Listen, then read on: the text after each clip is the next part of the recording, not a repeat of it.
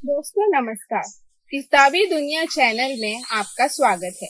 किताबी दुनिया की श्रृंखला महामारी में आज पेश है हिंदी साहित्य के महत्वपूर्ण कहानीकार पांडे बेचन शर्मा उग्र जी की कहानी विभत्स।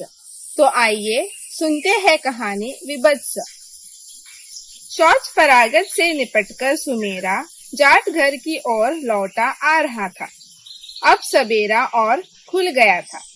पास पड़ोस के लोग आलस्य त्याग शीघ्रता से दिन के अपने अपने आरंभिक कर्मों से फुर्सत पाने की चेष्टा कर रहे थे।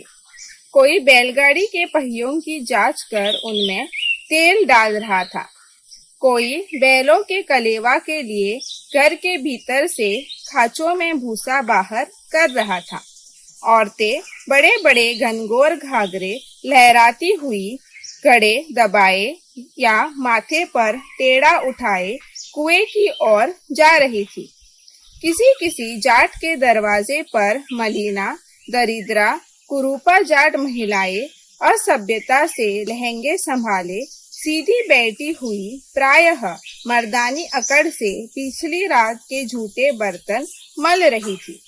सुमेरा ने देखा उसका 12 वर्षीय लड़का शमशेरा उसके दरवाजे पर खड़ा अपनी माँ से कुछ उत्तेजनापूर्ण बातें कर रहा था। लड़के की नजर भी आते हुए सुमेरा पर पड़ी। वह टूटकर दौड़ा और 4 ही छलांग में सुमेरा के सामने आश्चर्य विमुग्ध सा आ खड़ा हुआ। वह हाफ रहा था। क्या है शमशेरा? बाबा गजब है। क्या गजब है? हमारी लैला को न जाने क्या हो गया। कहाँ है वह? है तो वही उसी ओसारी में, मगर बेहोश सी पड़ी है। सोई होगी रे। अरे नहीं बाबा, वह इस तरह बेहोश कब सोती है? मैं गया, माई गई, हमने उसे पुकारा, हिलाया डुलाया भी, लेकिन वह तो जरा सकबगाती भी नहीं। भला चल जरा मैं भी तो देखूं।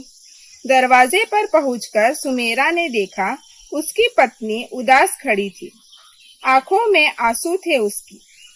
क्या हुआ री लैला को? ओह, वह बोली, चलकर देखो ना, वह मर गई है। धत, मरे उसका दुश्मन, पगली कही की। सुबह सुबह नुकसान की ही बात सोचती है। चल तो। पति पत्नी और पुत्र लपक कर उस ओसारी में पहुंचे जहां लैला रहती थी। सुमेरा की तीव्र दृष्टि ने देखा, सचमुच लैला बेहोश पड़ी थी। उसका पेट कुछ अस्वाभाविक फूला था। बड़ी बड़ी कजरारी आंखें अपलक और निस्तेज सी दिखाई पड़ती थी। निकट जाकर सुमेरा ने आवाज दी, लैला, ओ लैला। मगर लैला जो की त्यों रही। वह मर गई, सुमेरा की पत्नी ने उदासी से कहा। अब वह कभी न बोलेगी बाबा। हाय, अब मुझे दूध कौन पिलाएगा? शमशेरा रुआसा हो गया।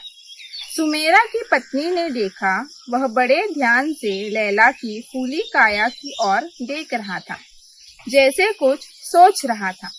उसने कहा, डॉक्टर को बुला दो, इसे उठा ले जाए, चमड़ा इसका साफ कर लौटा जाएगा। या 2 जोड़े जूते बनवा लेना, एक अपने लिए एक शमशेरा के लिए। सुमेरा चुप रहा, सोचता रहा। और तेरे लिए एक लतरी भी इसमें से निकल सकेगी अम्मा, काफी चमड़ा निकलेगा, शमशेरा ने अपनी माँ से कहा। फिर सुमेरा की ओर देखकर बोला, मैं मोहना चमार को बुला लाऊं बाबा? नहीं रे, गंभीर स्वर में सुमेरा बोला। ऐसी बढ़िया हट्टी कट्टी बकरी भला मैं चमार को खाने के लिए दूंगा? तब क्या करोगे? पत्नी ने खींच भरे स्वर में पूछा। क्यों, हम ही सब इसको खाएंगे। हुआ क्या? ओरी माँ, घबराई उसकी पत्नी। मरी बकरी खाओगे? ऐसा भला कोई करता है? तो क्या मैं मुफ्त ही में उसे दे दूंगा? न न, यह मुझसे नहीं होने का। अरे शमशेरा, जरा छुरा तो ला, मैं अभी इसे साफ किए देता हूँ। इसे खाने में कोई भी हर्ज नहीं। जिसे मोहना खा सकता है उसे हम क्यों नहीं खा सकते? ना रे, शमशेरा की माँ ने लड़के को छुरा लाने से मना किया। छुरा बुरा न लाना। हम भला मरी बकरी खाएंगे। पति को ताककर बोली, अजीब सुमसट आदमी हो। मैं तो खाऊंगा। खाना तो दूर, मैं तो पका भी नहीं सकती। क्यों शमशेरा, तू खाएगा बेटा? ना माँ, लड़का बोला, मरी लैला को खाने में मुझे घिन लगेगी, मितली छूटेगी, तय कर दूंगा। जा छुरा ला छुरा। सुमेरा इस बार बिगड़ा। कोई न खाए, मैं अकेला खाऊंगा। यह न पकाएगी बला से। जरा नमक भी लेता आ बस, मेरा काम हो जाएगा। शमशेरा अपने बाप का तीखा मिजाज खूब जानता था। वह समझ गया कि अब छुरा लाने में जरा भी देर कर देने से उसका पिता उसकी खोपड़ी को चपतगा बनाए बिना न रहेगा। वह दौड़ा। छुरा आया। सुमेरा लैला की बकरी के सामने विरासन बैठ गया। उसने उसे चित्त कर दिया और गर्दन से दुम तक छुरे से एक गहरी रेखा खींच दी। देखते देखते लैला के पेट की सारी माया बाहर झांकने लगी। जमे हुए रक्त की हल्की लाली लिए उसके पेट का मल रस ओसारी की जमीन में फैल गया। अंतड़ियों के गुच्छों को सुमेरा इस आसानी से उसके पेट से बाहर कर रहा था जैसे कोई खरबूजे के बीजों को बाहर करे। मांस के दबीज टुकड़ों को छुरे की सहायता से वह ऐसे निकालने लगा जैसे कोई कटहल से कोए बाहर करे। एक रक्त शाम खंड को निकालकर मुंह में डालकर कच कच खाते हुए वह बोला, कौन कहता है कि मरी बकरी का गोश्त खराब हो जाता है? बिल्कुल ठीक है, बड़ा जायकेदार है। जरा चखकर देख। पत्नी की ओर टुकड़ा उसने बढ़ाया। न बाबा, वह भागी घर की ओर। धन्य है तुम्हारा जी जो मरी लैला को कच कच खाए जा रहे हो। मुझे तो मतली छूटती है। अपना मैला दुपट्टा फैलाकर सुमेरा ने कोई 5 सेर साफ गोश्त उसमें इकट्ठा किया। अंतड़ियों और झिल्लियों को जमीन पर एक ओर चुन दिया और फिर स्वयं कच्चा ही मांस खाने लगा, इस सरलता से जैसे फलाहारी फलाहार पाए। स्वयं खा चुकने पर चमड़े को उसने आंगन में सूखने के लिए जरा नमक लगाकर डाल दिया और दुपट्टे के गोश्त की गठरी कर ली। अब वह अंतड़ियों और गंदे हिस्से को जमीन से समेटने लगा। दुपट्टे वाला गोश्त क्या होगा बाबा? और इन अंतड़ियों को क्या करोगे? अंतड़ियां बैलों की सानी में डालूंगा, वे बड़े चाव से चखेंगे। बाकी गोश्त अनूप शहर में किसी झटके वाले के हाथ बेच दूंगा। 5 सेर से कम न होगा। कुछ भी नहीं तो 2 रुपये मिलेंगे। तेरी माँ तो नीरी उल्लू है शमशेरा। भला मैं मोहना चमार को अपनी बकरी क्यों देता? मैंने अपना पेट भरा, अब आज कुछ खाना थोड़े ही खाऊंगा। बैलों का इंतजाम किया और अब 2 रुपये भी बनाऊंगा। मैं मोहना को क्यों देता? क्या मैं इतना बड़ा बेवकूफ हूँ? शमशेरा आश्चर्य विमुग्ध भाव से अपने पिता का भयानक मुंह देखता रहा। उसकी दाढ़ी पर कच्चे मांस का लाल रस यत्र तत्र जमा दिखाई पड़ता था और कहीं कहीं चर्बी के सफेद टुकड़े भी। बात यो है, सुमेरा जाट अपने गांव भर में अपवाद सा प्राणी था। उसके से स्वभाव और आचार विचार का एक भी और जाट उस गांव में नहीं था। रुपये के लोभी और अभी अनेक थे उस 200 व्यक्तियों की शूद्र बस्ती में, मगर सुमेरा जाट का लोभ असाधारण था, अमानुषिक था। रुपये कमाने और बचाने के नाम पर वह कुछ भी कर सकता था। गांव वालों का तो यहाँ तक विश्वास था कि उसने कहीं न कहीं हजारों रुपयों की गिन्नियां गाड़ रखी है। कैसे, कहाँ से कमा या पाकर, इसका उत्तर यदा कदा आपस में कानाफूसी करते हुए उसके पड़ोसी बंधु इस तरह दिया करते।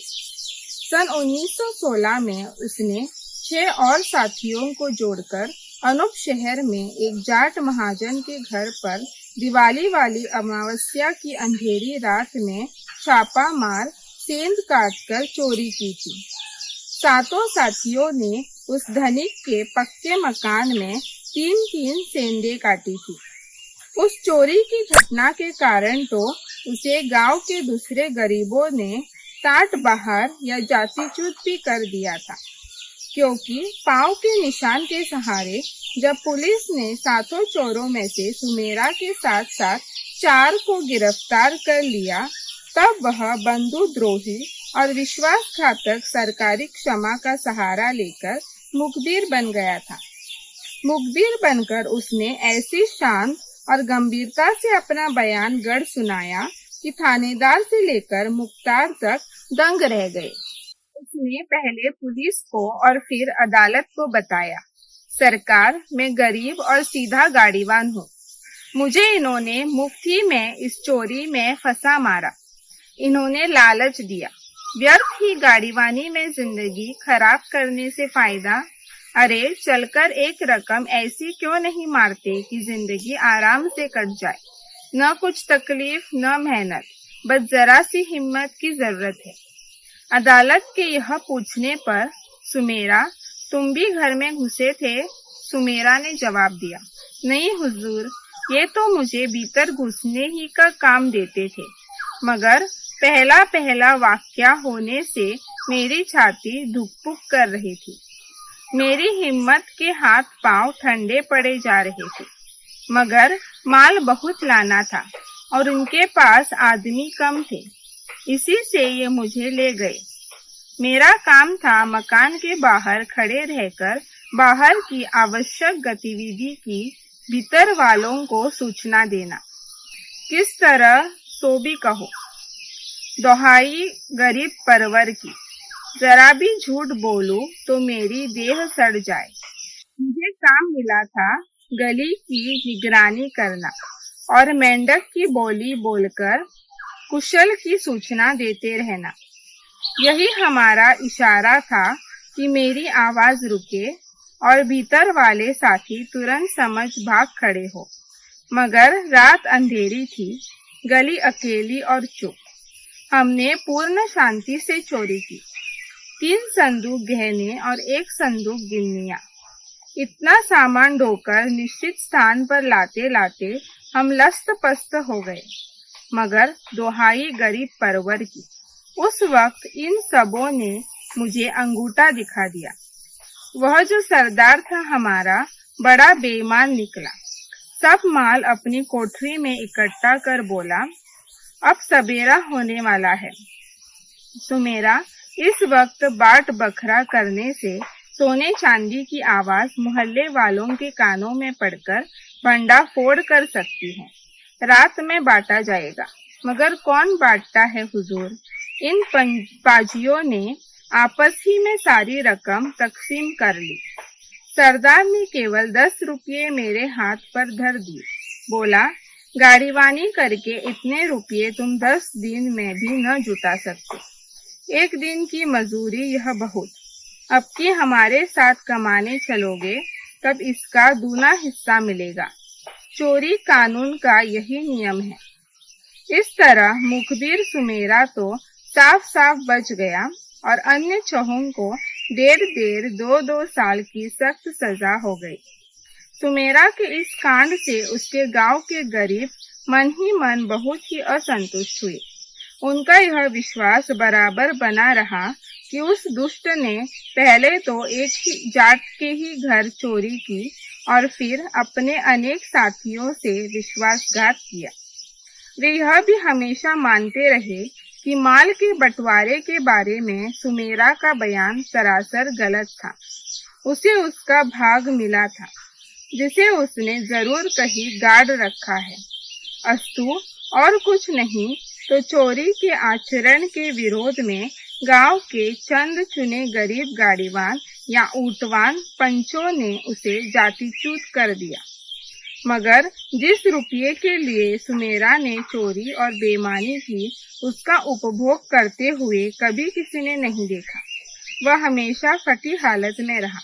हमेशा ही उसके घर पर एक बार रात में रोटियां पकती।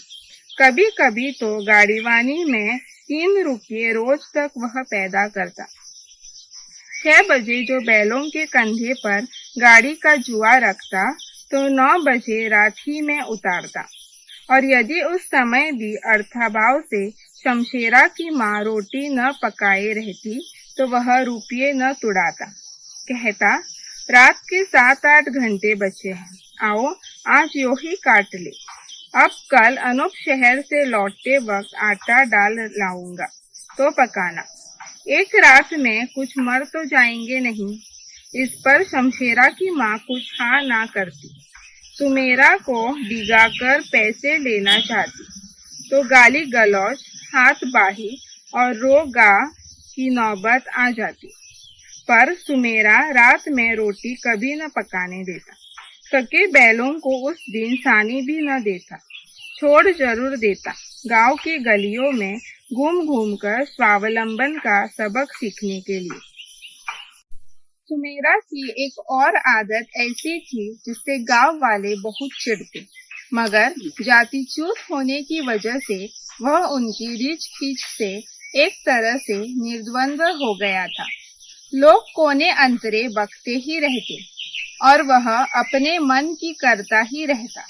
सुमेरा गांव के चारे और खेत खलियान के भूले भटके दाने पर बरस करने वाले कबूतरों को बड़ी निर्दयता से पकड़ता था। वह गोश्त खाने का बहुत ही शौकीन, किंतु खर्च न करने का प्रेमी था। गांव में जंगली कबूतर सैकड़ों से ऊपर थे। बस हफ्ते में 2 बार उन्हीं के माथे वह अपना मांस प्रेम निभाता था। मुट्ठी भर भुने या कच्चे चने या कोई मोटा नाच लेकर वह कबूतरों को कभी यहाँ कभी वहाँ आकर्षित करता। और जब वे नादान दाने चुगने लगते तब सुमेरा ऐसा झपट्टा मारता कि 2 से कम कभी न पकड़ता। इस तरह अधेले के खर्च में ताजे पक्षी का गोश्त उसे मिल जाता। उसकी इस हरकत के खिलाफ गांव का एक बच्चा भी कुछ बोलता तो बिना उसके कान गरम किए वह न मानता। बात बढ़ती तो बहुतों से युद्ध करने को तैयार हो जाता। गरीब बेचारे फौजदारी और पुलिस की हैरानियों से डरकर चुपकर रह जाते। इतना सुम होने पर भी सुमेरा बली काफी था। कोई कोई उसके कुल गुणों की महिमा मानकर उसे सुने बेसुने दैत्य कहा करते। था भी 7 फीट 2 इंच लंबा, काला, रूखा और परम भयानक। सन 17 की बात है। देश के अधिकांश भागों में युद्ध, ज्वर या इन्फ्लुएंजा का नाशकारी आतंक छाया हुआ था। एक एक शहर में रोज शत प्राणी मर रहे थे। एक एक गांव में अनेक अनूप शहर और उसके आसपास के हाट बाजारों में कोहराम सा छाया था। खास सुमेरा के गांव के सभी प्राणी त्रस्त थे। मारे डर के कोई बाजार नहीं जाता था, क्योंकि लोगों ने सुन रखा था कि वह रोग छूत से भी फैलता है। मगर सुमेरा प्रसन्न था, क्योंकि आजकल उसके माथे पर कोई विशेष खर्चा नहीं था। बीमारी फैलते ही एक बहाने से उसने अपनी बीबी और शमशेरा को ससुराल भेज दिया था। अब उसे कोई फिक्र न थी। वह रुपयों के खर्च होने से जितना दहलता था उतना न तो इन्फ्लुएंजा के कोप से और न रोज रोज सैकड़ों अपने ही से आदमियों के लोभ से। हाँ, बीमारी के कारण बैलगाड़ी का रोजगार कुछ मंदा पड़ गया था, इसका उसे दुख था। सुबह 8 साढ़े 8 का वक्त था। आज जरा देर से बैलगाड़ी जोतकर सुमेरा अनूप शहर की ओर जा रहा था। वह गांव के बाहर ही हुआ था कि 2 व्यक्ति दिखाई पड़े। सुमेरा ने यो ही उनसे पूछा, कहाँ से आए? इस गांव के तो नहीं लगते। हम हाट से आए थे, मगर काम नहीं हुआ। क्या काम? बैलगाड़ी की जरूरत थी। क्यों? हाट के 4-5 प्राणी 2 दिनों से मरे पड़े हैं। उन्हें कोई फेंकने वाला नहीं। उन्हीं मुर्दों को गंगा जी में बहाने के लिए किसी गाड़ीवान को ठीक करने आए थे। मुर्दों के लिए गाड़ीवान? सुमेरा आश्चर्य से हंसा। क्या उनके घर के सभी मर गए हैं? नहीं जी, मरे नहीं, दूसरे व्यक्ति ने उत्तर दिया। मगर मुर्दों को उठाकर घाट तक ले जाने में मरने का पूरा खतरा है। पिछले हफ्ते 10 आदमी इसी तरह मर गए। जिसने भी इस रोग के मुर्दे को कंधा दिया वह बचा नहीं। मसान से लौटते ही सबकी देह में दर्द भयानक, बुखार आफत का। इसी से लोग डर गए हैं, है न? गंभीरता से सुमेरा ने पूछा। डर? डर की तो यह हालत है कि बाप बेटे को मसान ले जाने को तैयार नहीं। जान किसे प्यारी नहीं होती? जो मरा सो मरा, अब जो बचे हैं वे क्यों दान दे? और बैलगाड़ी वाला नहीं मर जाएगा? आह, क्या समझ है इस गांव के गाड़ीवानों की। अरे भाई, बैलगाड़ी वाले को क्या कंधा देना होगा, अर्थी उठानी होगी, बैल पर लादा गंगाजी में जा बहाया। गांव वालों ने क्या कहा? कोई तैयार नहीं, बल्कि जिससे पूछा वही लड़ने पर आमादा हो गया। क्या मजूरी मिलेगी? व्यापारिक उत्सुकता से सुमेरा ने दरियाफ्त की। 1 रुपया फी मुर्दा। 5 है। गंगाजी हमारे हाट से 5 कोस पर पड़ती है, चलोगे? मैं तो अनूप शहर जाता हूँ, मजूरी तो बहुत कम है, काम बड़े खतरे का। चलो तो चलो, 4 आने और ले लेना। बैलों को एक चाबुक मार तेज बढ़ाते हुए सुमेरा ने कहा।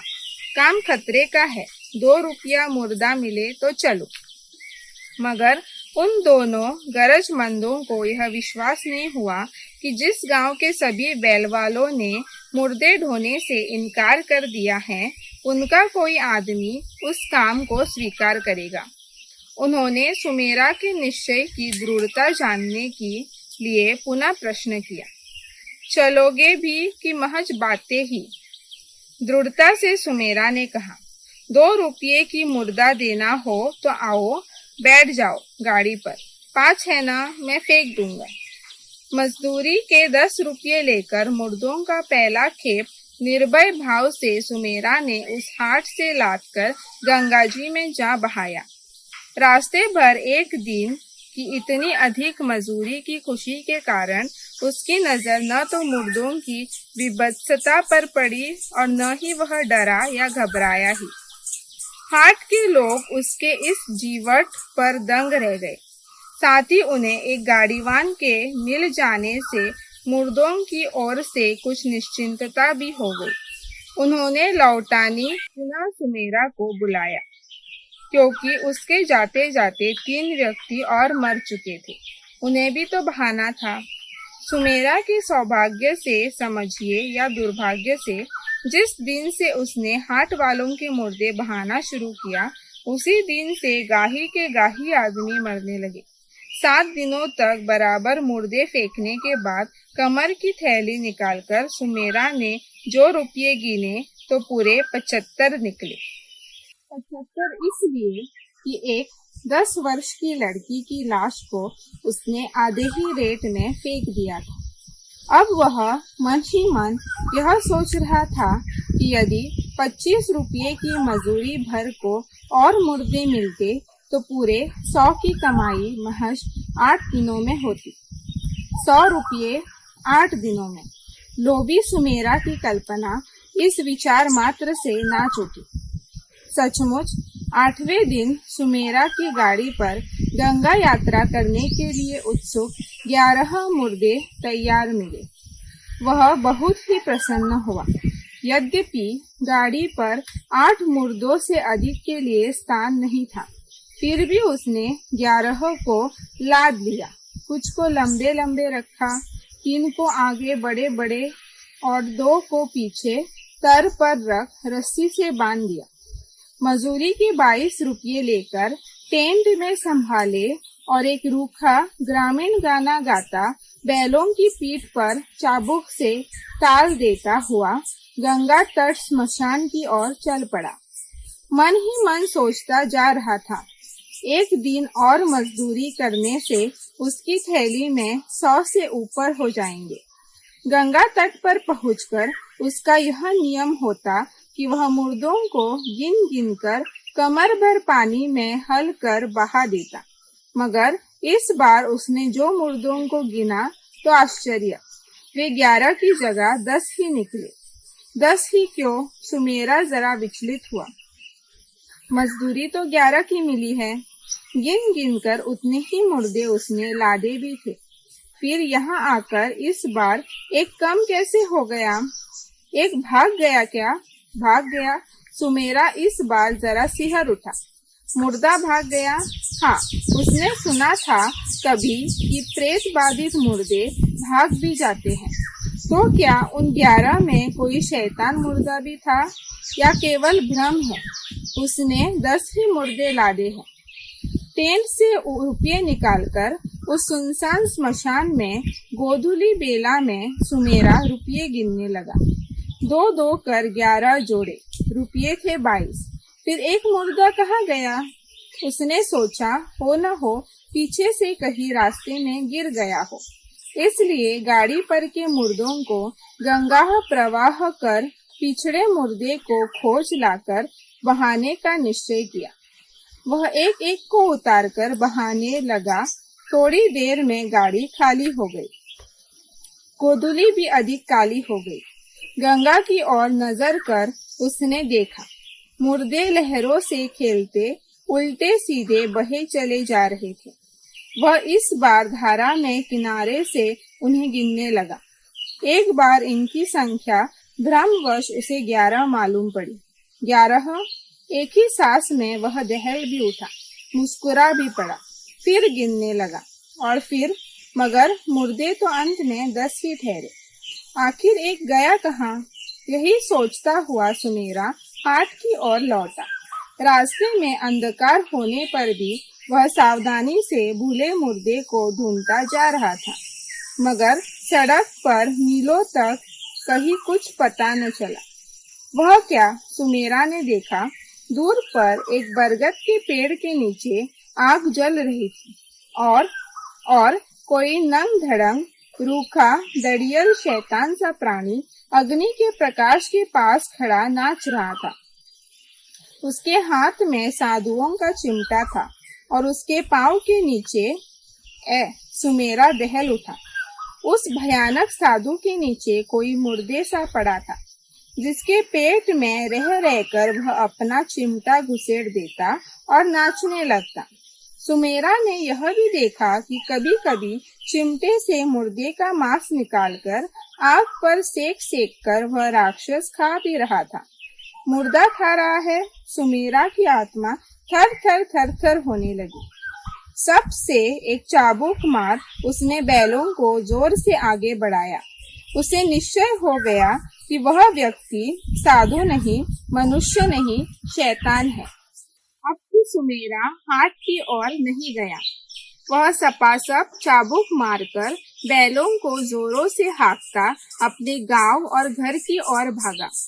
8 दिनों से रुपये के लोभ से वह घर नहीं लौटा था। बराबर हाटी में कुछ खा पी कर सो जाता और दिन में मुर्दे फेंकता। मगर आज की लीला से उस दैत्य का दिल दहल उठा। उसके छक्के छूट गए। उसने कभी आदमी को मुर्दा खाते नहीं देखा था। सुना था जरूर कि एक तरह से अघोरी ऐसे होते हैं जो श्मशान में मुर्दा खाते हैं, मगर ऐसी बातों पर उसे विश्वास नहीं था। लेकिन इस आंखों देखी घटना पर वह कैसे अविश्वास करता। घर आकर बैलों को खोल और बांधकर सलाई जलाकर वह मिट्टी का चिराग ढूंढने लगा। पर यह क्या, उसने देखा उसके खाट पर जैसे कोई मुर्दा पड़ा था। मुंह विकृत, दांत निकले। आह, भय से उसके मुंह से निकला और जलती सलाई हाथ से गिरकर पांव पर पड़ी। पंजे पर जलने का अनुभव हुआ। घर में घोर अंधकार छा गया और उस अंधकार में जैसे बरगद के पेड़ के नीचे का नजारा स्पष्ट रूप से नाचने लगा। सुमेरा को काट मार गया, उससे बाहर भागा तक न गया। कुछ देर तक आंखें बंद किए जहां का कहा खड़ा वह कांपता रहा। देह से पसीने का परनाला बह चला। दूसरी बार पुनः हिम्मत कर खास खास कर उसने सलाई जलाई। अब उसे मालूम हुआ कि असल में खाट पर कुछ भी नहीं था, सब भ्रम मात्र था। अब कहीं उसकी जान में जान आई, मगर छाती उसकी धड़कती रही। पसीना पोंछने के लिए माथे पर जो हाथ ले गया तो मालूम पड़ा माथा तवे सा जल रहा था। उसे निश्चय हो गया बुखार हो आया है। वह चुपचाप खाट पर जाकर लेट गया और लेटे लेटे कमर से थैली निकालने की कोशिश करने लगा, मगर उफ, कमर में तो भयानक दर्द हो रहा था। कमर में दर्द, बुखार तो क्या, वह बीमार हो गया? सुमेरा सोचने लगा। फिर उसका ध्यान गंगा तट की ओर गया। 10 मुर्दे, एक गायब। लौटते वक्त बरगद के नीचे आग। वह राक्षस मुर्दाखोर। वह मुर्दा खा रहा था, मुर्दा। पहले कमर से उस दिन की मजदूरी के रुपये निकालकर उसने गिने। 2, 4, 6, 8, 20, 22, 11 मुर्दा की मजूरी। मगर वे तो 10 ही थे, रहे होंगे। मन मजबूत कर इस बार थैली निकाल, उसमें वे रुपये डाल, उसे बांध पुनः कमर में लपेट लिया। थकावट अधिक मालूम पड़ने लगी। तमाम देह में उसकी पीड़ा उत्पन्न हो गई।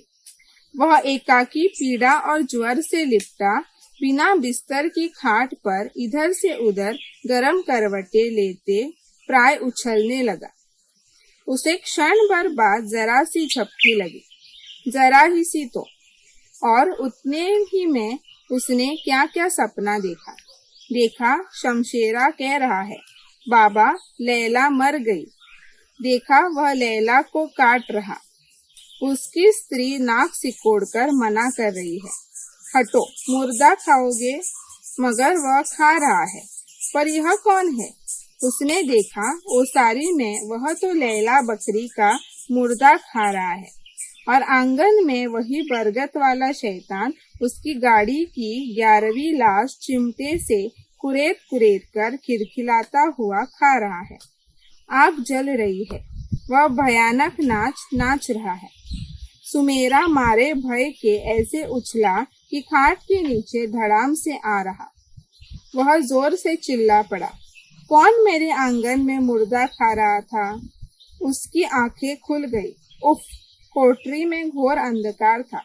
चिराग स्नेहा भाव से बुझ गया था।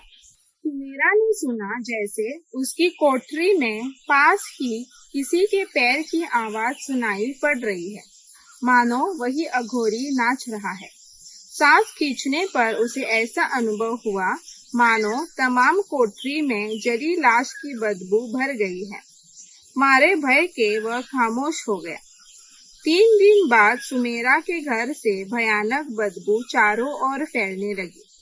पास पड़ोसियों का सांस लेना दुश्वार हो गया।